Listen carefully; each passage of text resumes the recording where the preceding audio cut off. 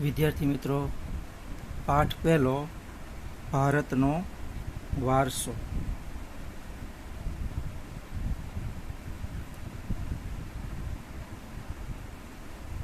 ભારતનો વારસો.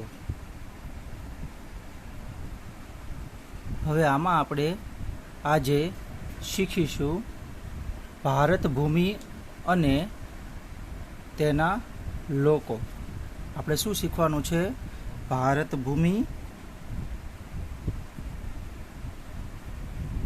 ભારત ભૂમિ અને તેના લોકો. હવે જો મિત્રો, ભારતની અંદર અનેક પ્રજાઓ અહીં આવીને વસેલી જોવા મળે છે. એટલે દરેક માનવીના અત્યારે ભારતીય સંસ્કૃતિ ભાતીગળ સંસ્કૃતિ કહેવામાં આવે છે. હવે આપણે જોઈએ તો ભારતીય સંસ્કૃતિમાં શકો છે, ક્ષત્રપો છે, કુષાણ છે, હુણ છે, ઈરાનીઓ છે, આરબો છે, મુઘલ છે, પારસીઓ છે, અનેક પ્રજાઓ ભારતની અંદર આવીને વસેલી જોવા મળે છે. હવે આના માટે આપણે જોઈએ તો એના માટે એક સૂત્ર છે કે ભાઈ કઈ પ્રજા છે તે ક્રમસર કઈ રીતે આવી છે. તો અહીંયા આપણે PDF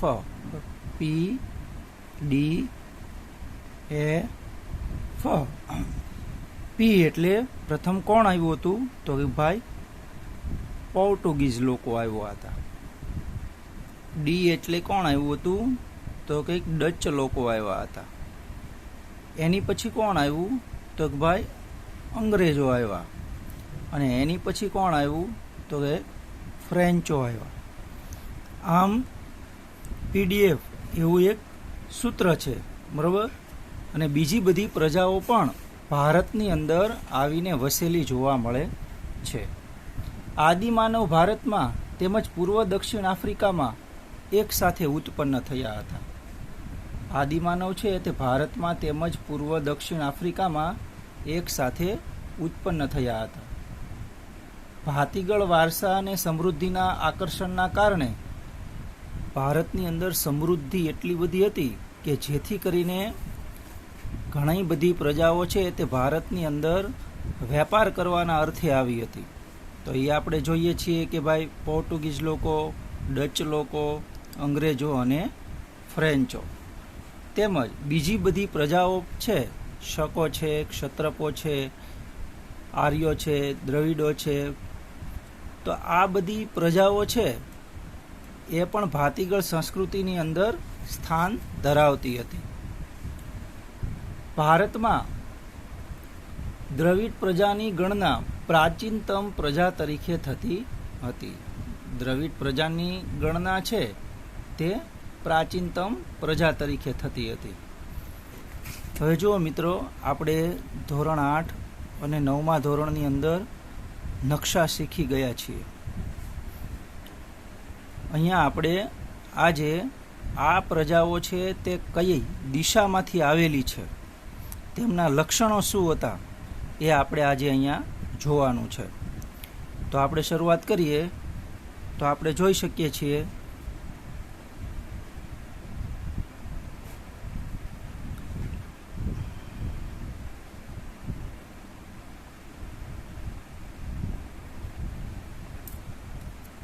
હવે આ આપણી મુખ્ય 4 દિશાઓ છે કે જેની અંદર ઉત્તર, દક્ષિણ, પૂર્વ અને પશ્ચિમ.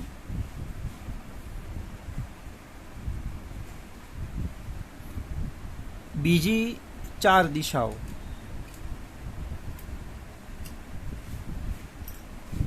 જે છે વાયવ્ય, ઈશાન, અગ્નિ અને નૈઋત્ય.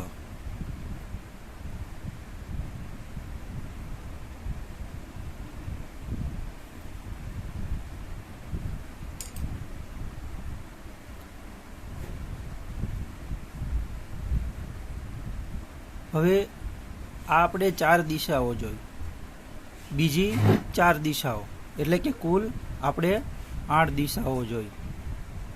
હવે એની અંદર તમને કદાચ યાદ ન રહેતી હોય બીજી 4 દિશાઓ, તો આપણે આવી રીતે યાદ રાખવાની છે. એનું સૂત્ર છે વા ઈ અ ન. એટલે કે પહેલું સૂત્ર છે વા ઈ અ ન. બીજું સૂત્ર છે વી આઈ એન એ. આપણે સરસ્વતી માતાને યાદ કરવાના અને વીણા, બરાબર? એટલે કે વી આઈ એન એ. તો આવી રીતે આપણે 8 દિશાઓ છે તે ચોક્કસ રીતે આપણે યાદ રાખી શકીએ છીએ. હવે આપણે જોઈએ કે કઈ દિશામાંથી કયા લોકો આવેલા જોવા મળે છે. તો આપણે જોઈએ તો એ પ્રથમ છે નેગ્રીટો. તો નેગ્રીટો છે તે વાયવ્ય દિશામાંથી આવેલા આપણને જોવા મળે છે, બરાબર? આ કઈ દિશા છે? વાયવ્ય દિશા છે. અને વાયવ્ય દિશામાંથી કોણ છે? તો નેગ્રીટો જોવા મળે છે, જેને આપણે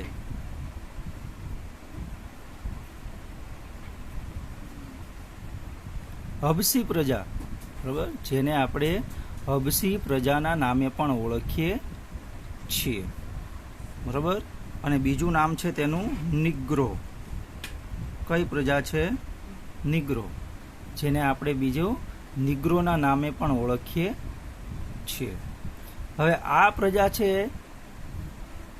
નિગ્રો એટલે કે નેગ્રીટો, કે આ પ્રજા છે તે ભારતના સૌથી પ્રાચીન નિવાસીઓ છે. બરાબર? આ પ્રજા શું છે કે ભારતની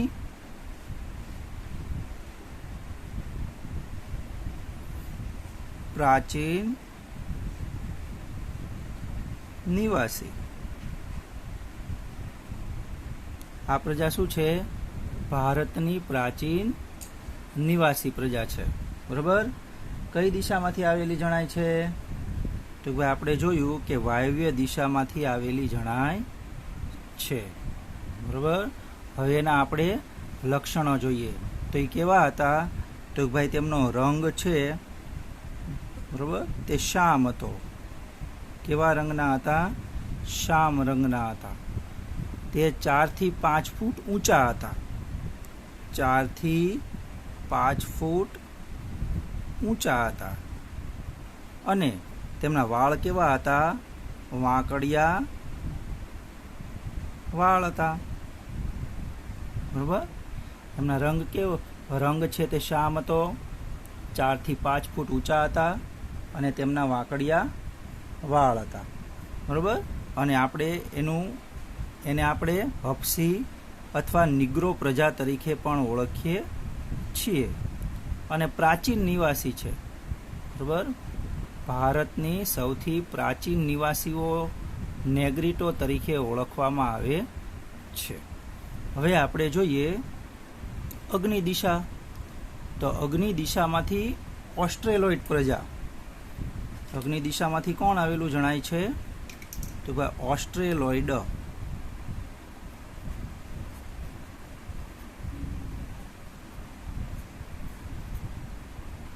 ઓસ્ટ્રેલોઇડ પ્રજા આવેલી જોવા મળે છે. તો આ શું છે? ઓસ્ટ્રેલોઇડ પ્રજા છે તે અગ્નિ એશિયામાંથી આપણને આવેલી જોવા મળે છે. આમને આપણે ઓસ્ટ્રેલોઇડ પ્રજાને આપણે નિષાદના નામે ઓળખતા હતા. આમને આપણે શું કહી શકીએ છીએ? નિષાદ પ્રજા પણ કહી શકીએ છીએ. હવે આપણે એમના લક્ષણો જોઈએ. તો ઓસ્ટ્રેલોઇડ પ્રજા છે તેમનો રંગ પણ તમે જુઓ છો કે નેગ્રીટો જેવો જ કેવો છે? શ્યામ હતો. તો તેમનો રંગ પણ કેવો છે? નેગ્રીટો જેવો શ્યામ હતો. અહીંયા આપણે ખાસ થોડુંક ધ્યાન રાખવાનું છે કે કોઈ પણ પ્રજા છે તેના લક્ષણો છે તે અંદરો અંદર ભેગા ન થઈ જાય, એ આપણે થોડુંક ચોક્કસ ખ્યાલ રાખવાનો છે. તો તેમનો રંગ કેવો હતો? તો ભાઈ રંગ એમનો શ્યામ હતો. લાંબુ અને પહોળું માથું હતું. તેમનું લાંબુ અને પહોળું માથું હતું. તેમનું માથું કેવું હતું? લાંબુ અને પહોળું તેમનું માથું હતું. તેમનું કદ છે તે ટૂંકું હતું. તે કદના ટૂંકા હતા. બરાબર. તેમનું ત્રીજું લક્ષણ કયું છે? કદના ટૂંકા હતા. અને ચપટું નાક હતું. અને તેમનું શું હતું? તો ભાઈ ચપટું નાક હતું. એટલે તમે જુઓ છો કે બહારથી આવેલી પ્રજા છે તે નેગ્રીટો, ઓસ્ટ્રેલોઇડ, બરાબર. આપણે બીજી પ્રજા જોઈ કે ભાઈ ઓસ્ટ્રેલોઇડને આપણે કયા નામેથી ઓળખીએ છીએ? નિષાદના નામે ઓળખીએ છીએ. અને આ નિષાદ પ્રજા છે તેમનું રંગ છે તે શ્યામ છે, લાંબુ અને પહોળું માથું છે, કદના ટૂંકા છે અને ચપટું નાક છે. હવે આપણે જોઈએ મોંગોલોઇડ પ્રજા. હવે આપણે કઈ પ્રજા જોવાની છે? મોંગોલોઇડ. તો હવે તમે જુઓ, મોંગોલોઇડ પ્રજા છે તે ઉત્તર પશ્ચિમ ચીન. અહીંયા આપણે મોંગોલોઇડ પ્રજા તે કઈ દિશામાંથી આવેલી જણાય છે?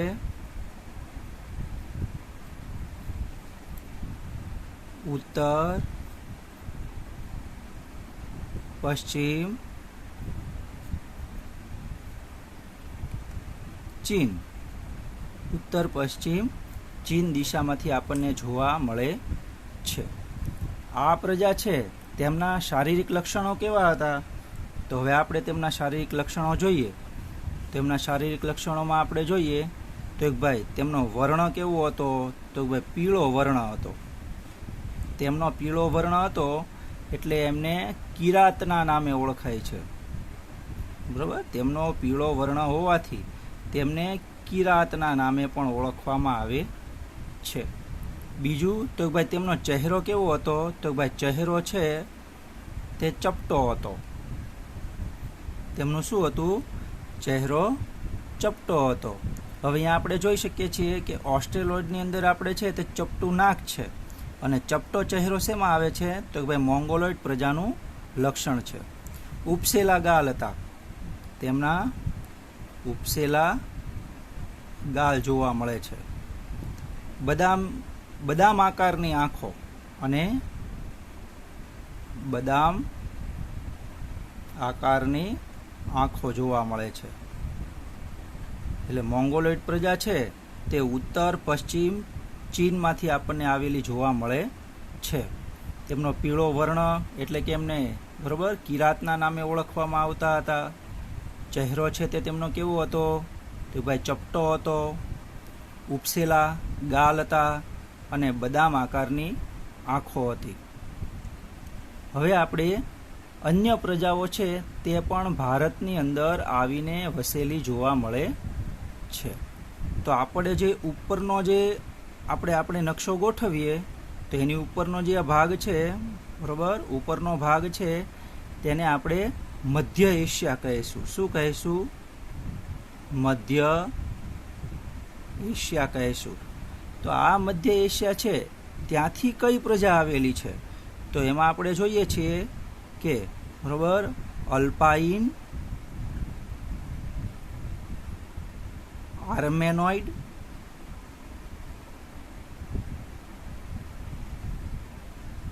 અને ડિનોરિક.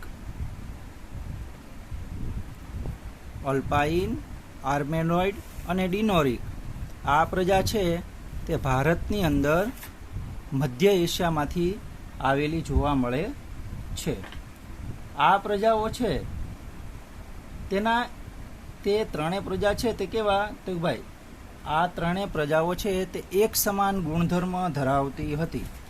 આ ત્રણેય પ્રજાઓ છે તે કેવા? તો ભાઈ લક્ષણોની અંદર એક સમાન ગુણધર્મો ધરાવતી હતી.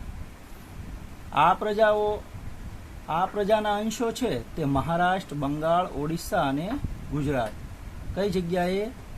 મહારાષ્ટ્ર, બંગાળ, ઓડિશા અને ગુજરાત. આ પ્રજાઓ છે તે મહારાષ્ટ્ર,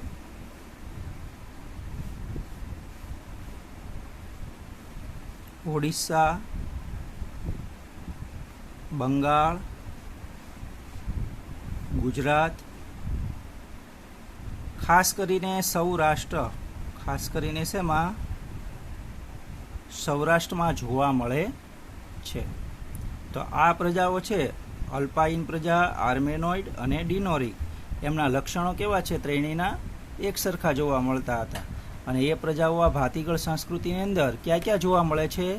તો કે ભાઈ મહારાષ્ટ્રની અંદર, ઓડિશાની અંદર, બંગાળની અંદર, ખાસ કરીને બરાબર ગુજરાત એટલે કે સૌરાષ્ટ્રની અંદર આ પ્રજાઓ આવીને વસેલી જોવા મળે છે. તો મોંગોલોઇડ પ્રજાને આપણે જોઈએ તો એ મોંગોલોઇડ પ્રજાને આપણે કયા નામે ઓળખતા હતા? તો ભાઈ કિરાતના નામે ઓળખતા હતા. નેગ્રીટીનો આપણે કયા નામે ઓળખતા હતા? તો ભાઈ નિગ્રો અથવા હપ્સીના નામે ઓળખતા હતા. ઓસ્ટ્રેલોઇડ પ્રજાને આપણે કયા નામે ઓળખતા હતા? તો ભાઈ નિષાદના નામે ઓળખતા હતા. હવે અહીંયા આપણે બે વસ્તુ છે તે આપણે ખાસ નોંધવાની છે. તો અહીંયા આપણે એક વસ્તુ તો આપણે જોઈ કે ભારતની પ્રાચીન નિવાસી પ્રજા કઈ છે? નિગ્રો અથવા હપ્સી. તો અહીંયા આપણે ખાસ ધ્યાન રાખવાનું છે અને નોંધ કરવાની છે કે ભારતના સૌથી